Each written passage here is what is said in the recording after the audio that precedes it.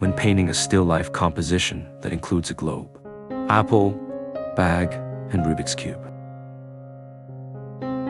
It is crucial to focus on composition balance, volume rendering, color harmony, and texture representation.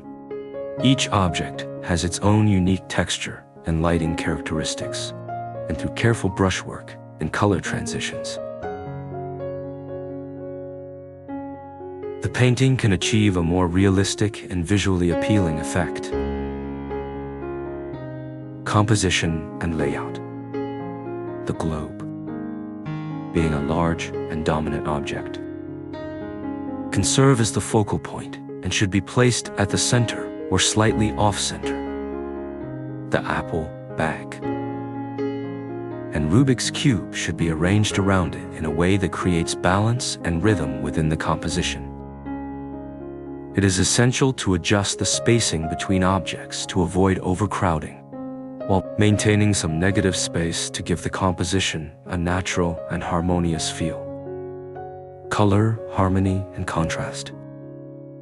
This still life composition contains a variety of colors, so utilizing warm-cool contrast and light-dark contrast can help create depth and visual interest.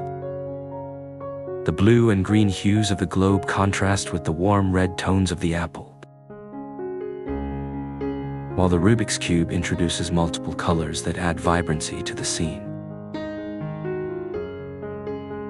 The bag can be painted in a more neutral or muted color to balance the overall composition without overwhelming the viewer. Volume rendering and light management. Each object should be shaded according to the direction of the light source. The globe, being a sphere, will have highlights concentrated at the top with soft shadows around its lower regions. Reflected light from surrounding objects will subtly affect its colors.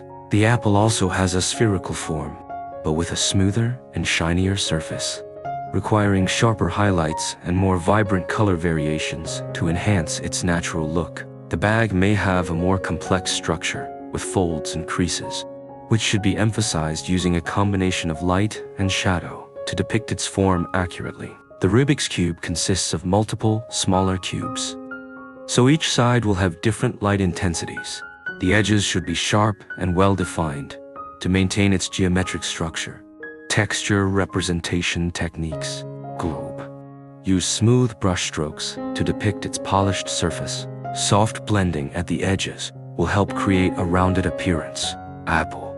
A wet-on-wet technique can be used to achieve a natural shine and realistic color blending. Slight hints of orange or yellow can be added to make the red tones more dynamic. Bag. Different materials require different brush techniques.